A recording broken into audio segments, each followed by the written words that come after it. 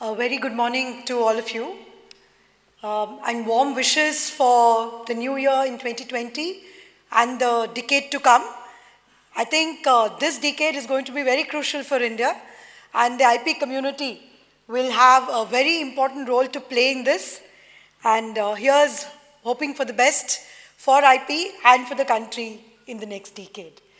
Dignitaries honored off the dais. It's really wonderful to be back with the IP community here. I realized that, as a judge, one's life is isolated, but I never expected I would be isolated even on the dais here until the CEO of Gati joined us. Anyway, the few points that I wish to start by making, and then I have a small presentation which, with my thoughts for what should be disruptive. I want to say that in the last 2 to 3 years, at least in the Delhi High Court, we've had some amazing developments in terms of the speedier disposal of cases and including in IPR cases. And I wish to highlight a few of the developments that we've had in the High Court and in the general legal system here. Because, I think we've stopped talking about the positive things that are happening. And it's very important to talk about the positivity that is there and that's in fact being done by all of us as a community as a whole. The first and the foremost development which took place exactly two years ago was the complete amendment to the Delhi High Court original side rules. This was amended after 50 years. And the procedure now has been made so streamlined and so quick that if a person, that is the litigant, or the practitioner is interested in getting a case disposed of quickly, I don't think anything can stop a suit from being finally decided between a period of 1 to 1.5 years. The original side rules have been completely revamped. They are absolutely forward-looking, pragmatic, mostly bringing on practices which are adopted from foreign countries, etc. So I would suggest all of you take a look at it. It should be on the website of the Delhi High Court. The second thing that we've been able to do in the district judiciary is, most of the cases, as you know now with the pecuniary jurisdiction being increased, there are large filings within the district courts. Now there are specified judges who've been assigned for the commercial courts in the district level, in Delhi, in all the districts, and there's specialized training which is being imparted to them in order to ensure that they get knowledge about the nuanced practices in IP cases. There were some very obvious mistakes that district judges were making, and that's the second thing that we've done. And the third important development last year, where we were able to showcase India's, prowess, if I may say, in patent litigation, was when the Indian team, represented by 2 of the top litigators and the expert, etc., where we were able to do a mock trial for a patent case in Japan. As part of the judicial symposium which was held there, there were only 5 countries which were invited: Australia, Korea, China, Japan, and India. And believe you me, the feedback has been so good from the Japanese IP High Court that they said that India was really on top of this mock trial. And the videos of this mock trial are available as to how an expert witness needs to give evidence, as to how an expert witness needs to be cross-examined, how IP cases are to be handled. It was all done in a 50-minute capsule. So I think things are going well. And then the final thing that I wish to mention here is about the present proposal in the Delhi High Court. A large number of practitioners will be getting an intimation from the High Court now, very shortly. There is a proposal to consider setting up of an IP division in the Delhi High Court. And this proposal is kind of being considered as to whether there are pros and whether there are cons. There will be a large amount of interaction which will be held by the High Court with practitioners, and any one of you who has any suggestions on that, I'm sure can speak to the practitioners who will all be receiving intimations and a request to hold a meeting with several judges of the Delhi High Court. We are contemplating this. We don't know how this is going to work out. It is still very, very nascent. But the fact that we are looking at it, and it could in fact translate to IP divisions in various high courts in the country, if Delhi High Court goes forward, is itself a very big thing to start the decade with. And with these background informations, I would like to go on to my presentation. The purpose of this presentation, how do I use this? Okay, this is a WTO report which tells us what are the what are the various services that are going to affect trade in future. And if you see, in red is digital technologies. This is the WTO report of 2019. 4 major trends which will affect services trade in the future: digital technologies, demographic changes, rising incomes, and the impact of climate change. And the most important one is digital technology. It's number 1 in this list. So if you look at this particular report, it actually tells us as to what the future is going to be in the services trade, in legal services, and specifically in IP services in general.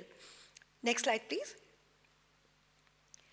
So this particular slide shows you as to how this sector of services is in fact going to support significantly India's GDP.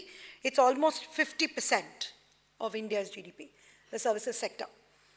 And what's interesting is that the IP sector would be one of the biggest contributors to this particular field, because the IP sector, according to me, if you could come to the slide number 7, I think.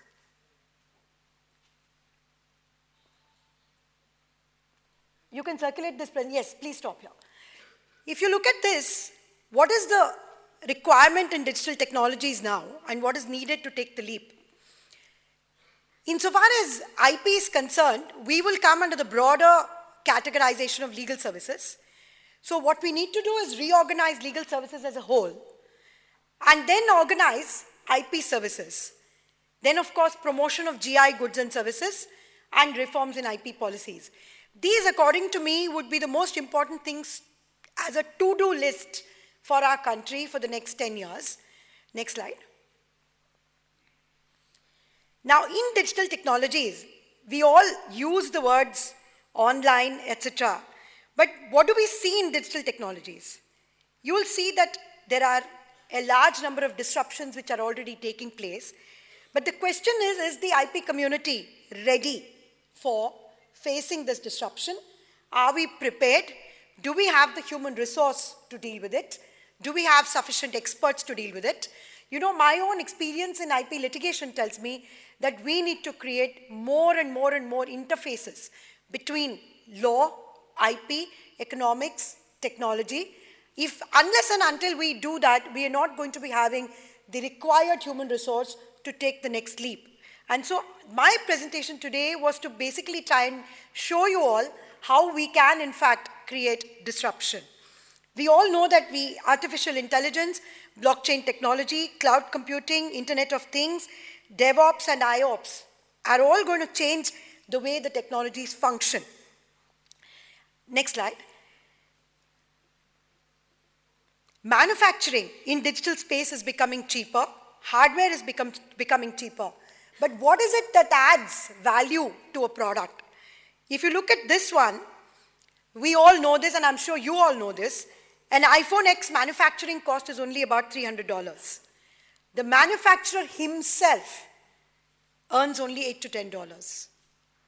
But what is the retail price of an iPhone? That's about $1,000. What is the value?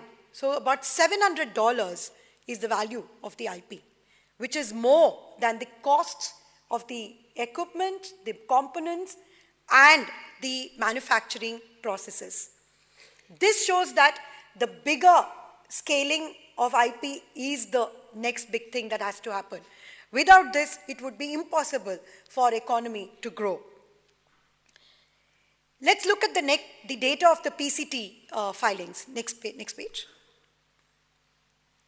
If you look at this, the top technology fields where PCT applications are being filed are electrical and digital communications. Then comes computer technologies, transport, medical technologies, and mechanical technologies. Now, This, as one of the speakers just said, the Fuji example that you gave, shows that the manner in which technology is changing has also completely undergone a shift. So I'm going to skip a few slides. Let's go to this slide which talks about the ecosystem. 2 slides later. One more. Yes. What is it that we need to do in India in order to ensure that digital technologies grow? We all speak about single window, but it's actually multiple windows under the single window. We are not able to create the single window clearance, which actually needs to be done and needs to be implemented. There has to be an integration of the central governments and the state governments' websites. I'm told that in the UK, for example, if a new startup wishes to set up a company, the government has provided its own tips and asking questions, help us kind of questions, which are very simple in nature. We need to integrate and work all these systems and ministries and departments at the central and state level through one single window. Information has to be easily accessible and information should be simply written. Next slide. Next. What is the next thing that we need to do? India has not participated in standardization. We are not at all contributing to standardization. We need to be part of the standardization system. We need to prescribe standards for our own products and services across the country. That's the only way you can expect any importer, any imported service or product to stick to the standard which India requires in products and services. The adherence to standards is the most important thing. I can tell you, for example, in hospitality, as you all know, India has very high standards in hospitality services, but nothing, it's all not documented, written, or prescribed as a document. That needs to be done. So that whenever we are talking about export and import of services, we have standards which are prescribed, which have to be adhered to. There has to be messaging in schools and colleges, which I think we've done a very big leap in the last 4 or 5 years after the national IPR policy. The colleges and schools, their syllabus has been revised. IPR has become a big part of their everyday studying. What do we need to do in the next slide? In the patent system, for example, we need to look at sections in the Patent Act to see, are they holding us back in any way? Is there a rethinking that's required on these sections? Look at, for example, Section 3K or 3D or any of those provisions. There was a time when India thought differently. Now are we thinking differently? Do we need to relook at these sections? The one big thing that has happened, as one of the speakers mentioned, is the quick grant of trademarks and patents.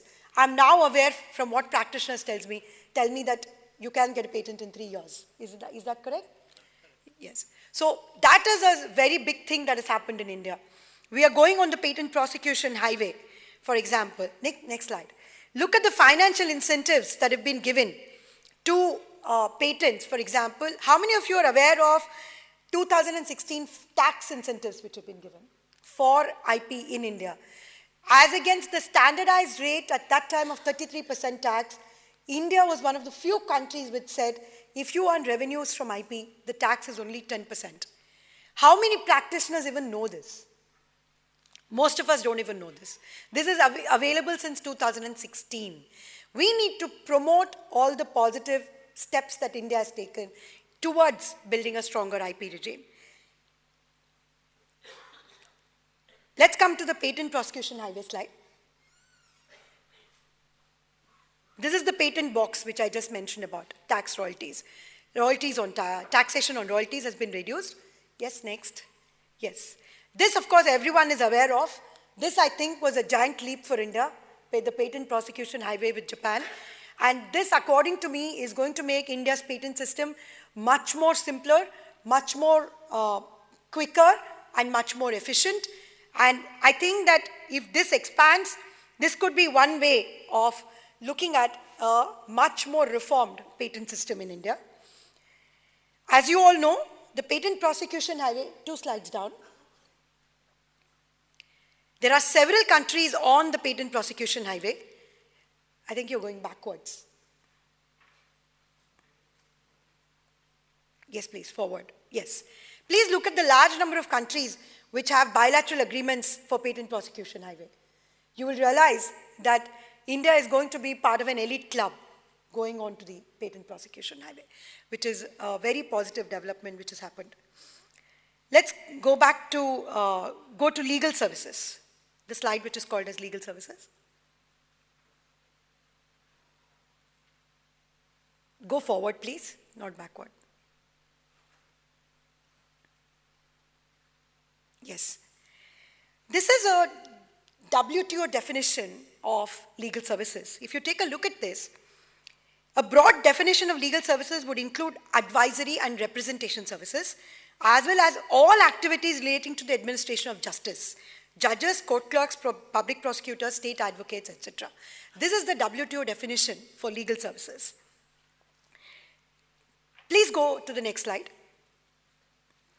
In this, the modes of legal services would be cross-border services, consumption abroad, commercial presence, movement of natural persons. All these bullets would be included in the broad definition of legal services. If you look at the global legal services market, it is $8 billion.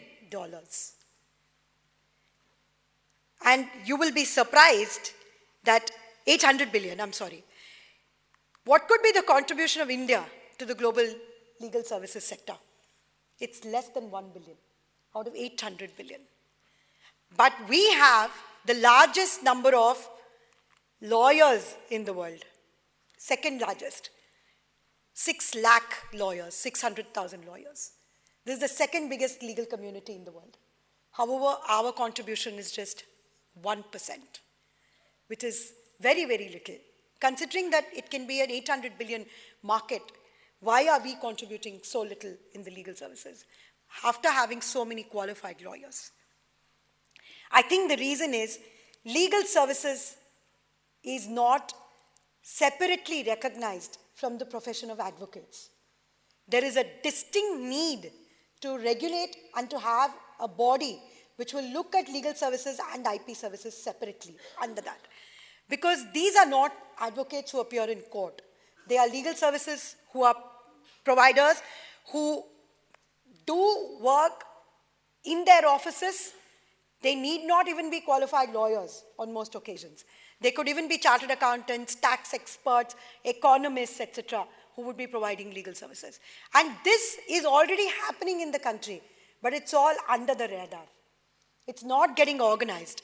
We need to do something like the UK Legal Services Act to be able to distinguish between advocates on one hand who appear in court and legal services which are granted, which are given separately. Please look at what is happening in the market as of today. File a patent in just 48 hours. Indian rupees 9999. This is on the website. You can go online, you will see it. I have downloaded all of this. So this is an IP service that's being provided. I'm sure these are not even patent agents or even lawyers. These are IP services being provided in India. Look at the next slide. Working of patents, a workable proposition. There's a call center which is running on this. IP and legal services, the next one. Patent registration, Aapka consultant. I don't know, maybe all of you are here who all give these services. But the question is, are we even organized? Is this regulated? Is this made accountable? It is only when you consolidate these kind of services which are provided, make sure that we give quality services. We all, I'm sure patent law firms give freedom to operate opinions, you give search facilities, you give drafting facilities, but then what is happening is, it is a very low quality service that is currently being provided. This needs to be scaled up. Qualified lawyers, qualified patent agents, qualified scientists need to be providing these kind of services. It's only then that the scaling up of these services will happen. And they need to be brought under a broad umbrella, which is completely different from the bar council or the advocate which we know in India, right? So these are all the services that are already being provided in India, which I think need to be consolidated, and technology solutions should be given.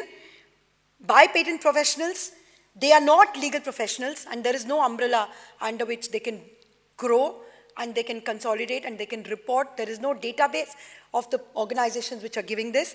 So we need consultant in these areas like telecom engineers, taxation, patents, IP licensing, IP monetization, technology transfer, media consultants, economic experts. All of them give legal advice. Do we know who they are? Where are they?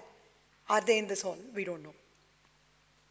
So this is one thing that we need to look at as a very big IP service regulatory change that needs to be brought in this country. The market is very, very big, and so long as we are able to, if you look at the just the data on who is providing IPR services, you'll see that a large number of countries in Asia, the biggest is Japan, Singapore, and the others are all very, very little. And the United States by itself takes a bulk share of IP services as of today. So there's a very big pie which can be, broken. There can be a healthy competition in this area. This needs to be consolidated. So I would like to, conclude because I have to get to court. The road ahead for India is that legal services, including IP services, are scattered. There is a broad framework that's needed. Database of providers is to be created. Promotion of these services at the moment is under the radar because as you saw on online, it's completely unregulated. The market is large. There are a large number of professionals who can provide these services in India. Indian legal firms also have a very high potential to export their services to various countries. A distinction needs to be drawn between advocates and legal professionals. For greater efficiency and transparency in these services, there's a regulation which is needed. I would look at, for example, the Legal Services Act of UK as one of the example which could be one option which India could look at. And therefore, I would end by saying, the national IPR policy has already done a lot, but where we can do some more is in the area of trade secrecy. This is one thing I want to mention. As a judge, I've realized that we only talk about the IP cases which come in court. I can tell you when I was on the original side of the Delhi High Court, out of 10, if I get about 10 IP cases in a week, there were at least 3 to 4 trade secrecy cases which were coming. And they are not even reported as IP cases. These are reported as trade secrecy. They're like contractual cases. There's a time that has come to have a codified trade secrecy law in India because trade secrecy relates to IP. It is about confidential information. It is about databases. It's about theft of IP. So we need to kind of have a codified law for trade secrecy. We should look at traditional knowledge, a sui generis system for traditional knowledge. That's our strength. We should not ignore it. We could look at substantive changes in Indian patent law. Geographical indications, we need to create a market. We have registered enough GIs. We need to commercialize them now. The IP community needs to put its head together how to commercialize GIs. And I would say that the time has come for National IPR Policy 2.0. And this is what my vision would be. And the last thing I think is we need to do something in IPR and education because there's only one course in India which is running from IIT Kharagpur, which has IP plus law as a very good synergy. We need to replicate this in almost all engineering colleges and legal institutions, including law colleges. We need to have the 3-year course back again, where specialists from different areas can do law and maybe specialized IP law like the IIT Kharagpur course. Unless we create the large bank of professionals, I don't think we will be prepared for the next decade and the big IP revolution that we want in our country. So I would conclude by saying that the disruption need not always be big disruption. Consolidation and rearrangement can also be disruption. Those are my thoughts for today. Thank you for listening to me very patiently.